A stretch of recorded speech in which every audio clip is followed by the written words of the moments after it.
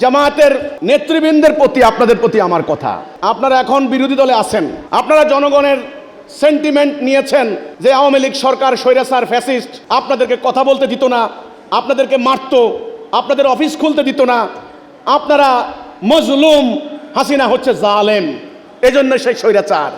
আমি বুঝি না আপনাদের হিজবুত তাওহীদের আন্দোলনের ক্ষেত্রে আপনাদের এত যন্ত্রণা কেন। তো আপনারা যেই কারণে হাসিনাকে জালেম বলছেন, ফ্যাসিস্ট বলছেন, একই কাজ একই আমল যদি আপনারা করেন, আপনাদেরকে জনগণ জালেম বলবে না? আপনাদেরকে জনগণ ফ্যাসিস্ট বলবে না? আমি বলতে চাই জামাত শিবিরের নেতৃবৃন্দকে, হিজবুত তাওহীদ আপনাদেরকে ক্ষতি করে নাই।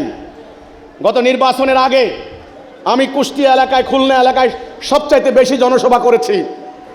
আমি বলেছি আগামী দিনের পার্লামেন্ট চলবে কোরআনের, রাষ্ট্র চলবে কোরআনের। আমি কোরআনের পক্ষে, ইসলামের পক্ষে জনমত তৈরি করার জন্য আমি কাজ করেছি। আমি কিন্তু নির্বাচনে যাই নাই। আমার বক্তব্যে যদি 10টা মানুষও কোরআনের পক্ষে অনুপ্রাণিত হয়ে থাকে, মাঠে গিয়ে আপনাদেরকে ভোট দিয়েছে, আপনারা রাজনৈতিক সুবিধা পেয়েছেন। আমি তো আপনাদের রাজনৈতিক প্রতিপক্ষ না। আপনাদের কোনো প্রার্থীকে হারিয়ে দেওয়ার জন্য নির্বাচনের মাঠে চরমোনাই আপনাদের বিরোধিতা করেছে, অন্য অন্য তরিকতপন্থীরা বিরোধিতা করেছে। হিজবুত তাওহীদ তো ভোটের মাঠে আপনাদেরকে বিরোধিতা করে নাই। আমার বাড়ির পাশে ভোট কেন্দ্র, আমার এলাকায় জামাত শিবির আছে, ওদেরকে জিজ্ঞাসা করেন, একটা ভোটারকে আমরা কি বলেছি জামাতকে ভোট দিও না? আমরা ভোট কেন্দ্রেও যাই নাই। আমাদের বহু শুভাকাঙ্ক্ষী আছে, আত্মীয় স্বজন আছে, আমরা ওদেরকে বলেছি তোমাদের যা খুশি তাদেরকে ভোট দাও। তোমরা আমাদের পিছনে লাগছো কেন? কারণটা কি? ভূতে কামড়ায়? ভূতে কামড়ায় নাকি? শুনো, কেউ ধ্বংস হওয়ার আগে সে প্রথমে পাপ করে, ওই পাপের ফল ধ্বংস হয়। কাজেই ন্যায় অন্যায়ের মানদণ্ড বুঝো, এটার নাম তাকওয়া। কোনটা ন্যায়, কোনটা অন্যায়, কার বিরোধিতা করবা, কার বিরোধিতা করবে না, কোনটা বিরোধিতা করা যুক্তিসঙ্গত, ন্যায় সঙ্গত, আগে জামাত শিবিরের ভাইয়েরা আগে সেটা আগে মেনে নাও। তোমাদের রাজনৈতিক সম্পর্কে আমি জানি, আমার থেকে কেউ বেশি জানে না। এই কুমিল্লায় যারা জামাত শিবির করে প্রত্যেকটা নেতা, এখন যেগুলা জন্ম নিয়েছ তোমরা হয়তো আমাকে চেনো না, কিন্তু কুমিল্লার জামাত শিবির প্রত্যেকে আমাকে চেনে, আমাকে জানে। কাজেই আমাকে কথা বলতে বাধ্য করো না। আমরা তোমাদের ক্ষতি করি নাই। আমার বক্তব্যের কারণে তোমাদের 10টা হলেও তোমরা ভোট পেয়েছ। তোমরা কি কারণে আমার ভাইদের উপর হামলা করছো?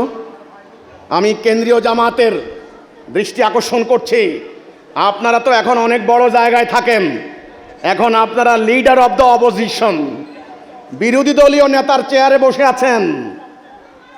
ওই বিরোধী দল মানে গণতন্ত্রের বিরোধী দল। মোমেনরা যখন আপনার বিরোধিতায় নামবে, ওই বিরোধী দলের মোকাবেলা কেউ করতে পারবে না। আমি বলে দিলাম, আপনারা ভালো করে হিজবুত তাওহীদ সম্পর্কে স্টাডি করেন, কার বিরোধিতা করা উচিত, কাকে বাধা দেওয়া উচিত, কোনটা উচিত না, ইত্যাদি আপনারা বলেন। আপনারা যখন আমেরিকার প্রতিনিধির সামনে কথা বলেন তখন মানবাধিকারের কথা বলেন, ন্যায় বিচারের কথা বলেন, ইনসাফের কথা বলেন। আমার ব্যাপারে ইনসাফ কোথায় যায়? আপনারা ঢাকার হোটেলে, দামি হোটেলে বসে বিদেশি মেহমানদেরকে নিয়ে ইফতার মাহফিল করেন, আর হাতিয়ায় আমার 700 লোকের ইফতার অনুষ্ঠান ধ্বংস করে দিয়েছেন। জামায়াতের কেন্দ্রীয় নেতাদেরকে বলবো, আপনারা মাঠ পর্যায়ে, ফিল্ড পর্যায়ে নিয়ন্ত্রণ করেন। আপনারা রাজনীতি করেন, আমরা রাজনীতি করি না। আপনারা রাজনৈতিক মার প্যাসের কথা শিখেছেন। কোনো জায়গায় ঘটনা ঘটলে আপনারা বলবেন না আমরা জানি না, এগুলো আমরা না, এগুলো আমাদের দলের সাথে সম্পৃক্ত না। কিন্তু আমরা প্রমাণ দিয়েছি, আপনাদের ইউনিয়ন সভাপতি, ওয়ার্ড আমির, থানা আমির এসব ঘটনার সঙ্গে সরাসরি সম্পৃক্ত। ছবি আছে, ফটো আছে, ভিডিও আছে, সব আছে আপনাদের অনলাইনে। অন্যরা বলে বড় বাহিনী, আমি বড় বাহিনী বলবো না। আপনাদের আইডিগুলো আমাদের মুখস্থ, আমরা তো চিনি, আমরা তো চাঁদের দেশ থেকে আসি নাই। কে কে আপনারা আছেন আমরা জানি না। কাজেই আপনারা অনর্থক আমাদেরকে প্রতিপক্ষ বানাবেন না, আমরা আপনাদের প্রতিপক্ষ হতে চাই না। আমরা দাঁড়িয়েছি আল্লাহর দিন, কোরআনের এই বিধান রাষ্ট্রীয় জীবনে কায়েম করে শান্তি আনার জন্য। আমরা বলেছি আপনারা যেভাবে ধাপ্পাবাজের রাজনীতির তরিকায় গিয়েছেন, এই তরিকায় ইসলাম প্রতিষ্ঠা হবে না। আমাদের এই কথা যুক্তি আছে, 1000 বছর চেষ্টা করলেও হবে না। আমরা বলেছি জামাত ইসলামের মধ্যে সবাই স্বার্থপর না। এখানে অনেক লোক আছে আল্লাহ আল্লাহ রাসূলকে চায়, ইসলামকে চায়। সবাই ক্ষমতার জন্য লালায়িত না, আমি জানি তো, সবাই লালায়িত না।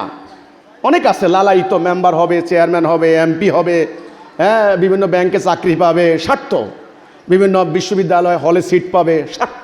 আসলে এদের জন্য ইসলামী আন্দোলন কিছু না, ভুয়া। আওয়ামী লীগও যা, বিএনপিও যা, জামাতও তা, চরমনাইও তা। কিন্তু কিছু লোক আছে তারা আল্লাহ আল্লাহ রাসূলকে চায়, ইসলাম চায়। আমরা বলেছি রাস্তা ভুল, তরিকা ভুল, ওই পথে আপনারা দিন কায়েম করতে পারবেন না।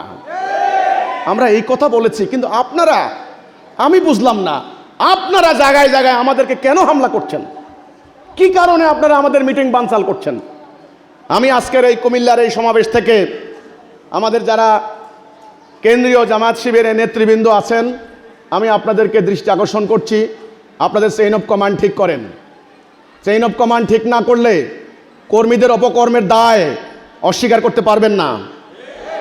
চেইন অফ কমান্ড ঠিক করেন। হিজবুত তাওহীদের পেছনে অনর্থক লাগবেন না। হিজবুত তাওহীদ একটা আদর্শিক আন্দোলন।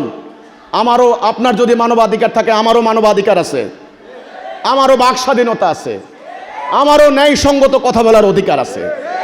জনগণ আপনার কথা শুনবে, আমার কথাও শুনবে।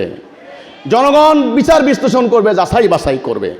আমার কথা যদি ন্যায়সঙ্গত না হয়, দলিল ছাড়া হয়, আমার কথা যদি অনর্থক হয়, অহেতুক হয়, অন্যায্য হয়, জনগণ প্রত্যাখ্যান করবে। আপনারা মানুষের দ্বারে দ্বারে ভোট চাইলেন কিভাবে? পাল্লা মার্কায় ভোট দেন, এটা আপনাদের গণতান্ত্রিক অধিকার, আপনারা বলেছেন। তা আমরা জনগণের কাছে তাওহীদের পক্ষে, কলেমার পক্ষে, ইমানের ডাক দেব, দাওয়াত দেব। আমার পকেটে টাকা খরচ করে আমরা করছি। আমরা কি আপনার পকেটে হাত দিয়েছি? বাইতুল মাল কালেকশনের নামে আপনার কাছে গিয়েছি আমরা? তাহলে আপনারা কেন, জামাত শিবিরের লোকেরা কেন আপনারা জায়গায় জায়গায় আমাদের বিরুদ্ধে ষড়যন্ত্র করছেন? কেন, কি কারণ? আমি তো এর কোনো কারণ খুঁজে পাই না। যদি আপনারা সত্যিকার অর্থে ইসলাম চান, আল্লাহ দিন কায়েম চান, আপনারা বলেন একামতে দিন। যদি একামতে দিন চান, সে দিন কায়েমের জন্য আমি দাঁড়িয়েছি। আপনারা তো সেই সূত্র মোতাবেক সমর্থন দেওয়ার কথা আমাকে, উল্টো আপনারা কেন আমার বিরুদ্ধে লাগলেন? আমি শেষ বলে দিচ্ছি, এইভাবে এই উম্মাহ কিন্তু এক দল আরেক দলের বিরুদ্ধে, এক ফেরকা আরেক ফেরকার বিরুদ্ধে লাগালাগি করে নিজেদের শক্তি, সাহস, নিজেদের সম্পদ ধ্বংস করে দেওয়া হচ্ছে। আমি মনে করি আমরা যারা ইসলাম চাই, আমাদের অবশ্যই এক পক্ষে থাকা উচিত। আর যারা ইসলাম চায় না, তারা হচ্ছে অন্য পক্ষ। এই হচ্ছে আমার হিসাব। এবার জামাত শিবিরের কর্মীরা, আপনাদের প্রতি আমার আহ্বান থাকবে, জায়গায় জায়গায় আপনারা যদি আমাদেরকে বাধা দেন, আমাদেরকে প্রতিরোধ করার চেষ্টা করেন, তাহলে আমাদের মানবাধিকার লঙ্ঘিত হবে, আমাদের ন্যায়সঙ্গত অধিকার থেকে বঞ্চিত হব আমরা। আপনারা স্বৈরাচারী তকমা লাভ করবেন। তখন আমরা যখন আপনাদের বিরুদ্ধে প্রচারণা শুরু করব, তখন আপনাদের রাজনৈতিক প্রতিপক্ষ, তৃতীয় শক্তি কিন্তু এটা কিন্তু লুফে নিয়ে ভাইরাল করে দেবে। আপনারা কিন্তু ক্ষতিগ্রস্ত হবেন। এটা মনে করেন না আমার 16 আনা মায়ের দিবেন, আপনার 2 আনা হলেও মায়ের হবে। এই জন্যেই দরকার নেই ভাই, ফাড়াফাড়ি মারামারি বাদ দিয়ে আসেন, আমাদেরকে সহযোগিতা করেন। আমরা মাঠে সংগ্রাম করছি নিঃস্বার্থভাবে আল্লাহ দিন কায়েমের জন্য। আপনারা পার্লামেন্টে কি করছেন সেটা জনগণ জানে। আমাদেরকে বাধা দিবেন না, আমাদের বিরুদ্ধে ষড়যন্ত্র করবেন না, মিথ্যাচার করবেন না, প্রোপাগান্ডা করবেন না। আমরা আপনাদের রাজনৈতিক শত্রু নই, প্রতিপক্ষ নই। আদর্শিক কিছু আপনার হলো মত পার্থক্য থাকতে পারে, সেটা সব দলের সঙ্গে আছে।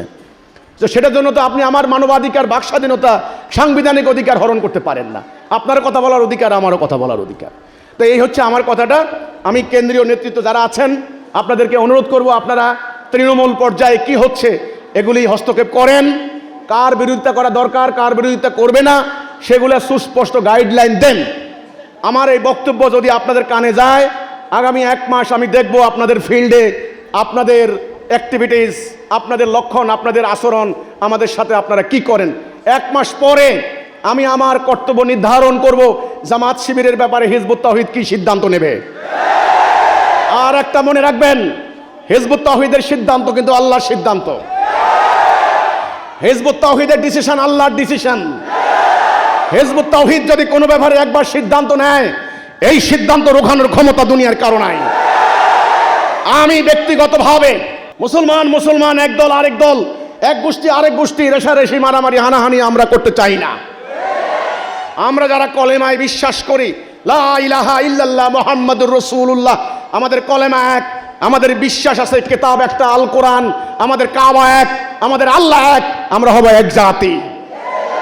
এই সূত্র মোতাবেক জামাত শিবির চরমনাই তো আমার শত্রু হতে পারে না, তারা আমার ভাই। কিন্তু কি কারণে আমি জানি না, কি কারণে তারা আমার বিরুদ্ধে এরকম প্রপাগান্ডা চালাচ্ছে। আমি অনুরোধ করব, আপনারা নিবৃত হন, বিরত হন, আসুন আমরা কাঁধে কাঁধ মিলিয়ে আল্লাহর দ্বীন প্রতিষ্ঠার সংগ্রাম করি। আমার যদি কোনো ত্রুটি বিচ্যুতি থাকে, আমার যদি কোনো গলত থাকে, আমাদের ভাই বোনদের যদি আমল আখলাকে কোনো সমস্যা থাকে, আপনারা বলুন, মেনশন করুন, গঠনমূলক সমালোচনা করুন। আমরা নিজেদেরকে আসলাহা করব, সংশোধন করব। কিন্তু আমরা আল্লাহর দ্বীন চাই, আমরা আপনাদেরকেও চাই, আমরা সবাইকে চাই। এই হলো আমার কথা। আমি গত এই রমজান মাসে অন্তত 10টা জায়গা থেকে আমি রিপোর্ট পেয়েছি, জামাত শিবিরের লোকেরা সরাসরি সিরাজগঞ্জে 10টা মসজিদে আমাদের বিরুদ্ধে প্রপাগান্ডা চালিয়েছে জামাত শিবির। সিরাজগঞ্জে একটা ইফতার মাহফিল, সেখানে আমি ধন্যবাদ জানাই সদর থানার ওসি সাহেবকে। ওসি সাহেব জামাতের আমিরকে ডেকে তিনি বলেছেন, আপনারা কি শুরু করেছেন, মগের মুল্লুক পেয়েছেন নাকি? আপনাদের অধিকার আছে, তাদেরও অধিকার আছে। তখন ওসি সাহেবের হস্তক্ষেপে আমরা সিরাজগঞ্জে ইফতার মাহফিল করতে পেরেছি, না হলে করতে পারতাম না। তো ভাই, স্বৈরাচার কথা বলে হাসিনাকে তাড়িয়েছেন, আপনারা কি নতুন স্বৈরাচার হতে যাচ্ছেন? আশা করি সেটা হবেন না, এই আশাবাদ আমি ব্যক্ত করছি।